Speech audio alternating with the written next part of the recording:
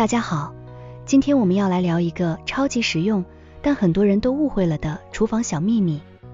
你是不是也曾經看着家裡那些過期的米、鹽、醬油，心裡一慌，想都沒想就直接丟進垃圾桶了呢？哎呀，別急着扔啊，其實啊，有些東西根本沒你想象中那麼嬌貴。它們雖然包裝上印着保質期，但那更多是風味的最佳賞味期限，而不是過了就立刻變質不能吃。只要你保存得当，它们根本就是廚房裡的老不死傳奇。今天我就要來揭秘這8樣沒有保質期的寶貝，幫你省下荷包，也避免浪費。1. 米，越陳越香，只要不發霉，你沒聽錯。白米、糙米這些谷物，只要保存得好，放個幾年都不是問題。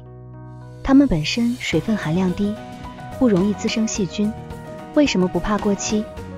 米粒乾燥，微生物難以生存，如何保存？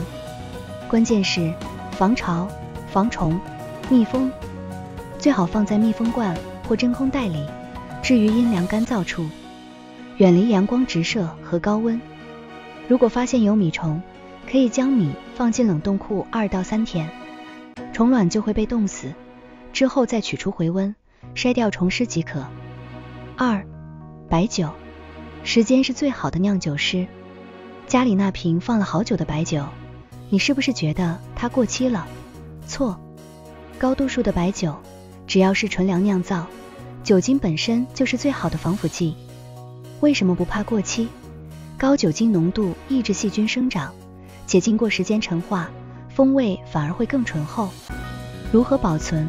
務必密封好瓶口，放在陰涼、乾燥、避光的地方，避免頻繁晃動或溫度劇烈變化。3. 鹽，地球上最古老的防腐劑，鹽巴會過期？這簡直是天方夜譚。鹽本身就是礦物質，沒有任何有機成分會腐敗。為什麼不怕過期？鹽是無機物，不會變質，而且它還是食物的天然防腐劑呢。如何保存？只要保持乾燥，避免受潮結塊就好。結塊了，也只是影響使用方便性，品質沒問題。4. 糖，甜到細菌都怕你。跟鹽一樣，糖也是個萬年老妖。高糖分環境會讓微生物脫水死亡，根本無法生存。為什麼不怕過期？高糖濃度能有效抑制微生物生長。如何保存？密封防潮，只要不結塊、不變色、不被異味污染，它就能一直甜下去。5. 醬油，發酵的智慧，時間的考驗。好的釀造醬油，因為經過長時間發酵，本身就具有一定的防腐能力。雖然開封後風味會慢慢流失，但只要沒發霉、沒變味，通常還是可以吃的。為什麼不怕過期？高鹽分和發酵過程使其具有天然防腐性。如何保存？開封後建議密封冷藏，或放在陰涼處。如果發現瓶口有白色薄膜、酵母菌膜，撇掉後仍可食用，但如果出現發霉、異味，那就真的要丟了。6. 蜂蜜，大自然的奇蹟，永不腐敗。蜂蜜是唯一一種不會腐敗的食物，它的低水分、高糖分、酸性環境以及天然的过氧化氢，讓任何微生物都無法存活。為什麼不怕過期？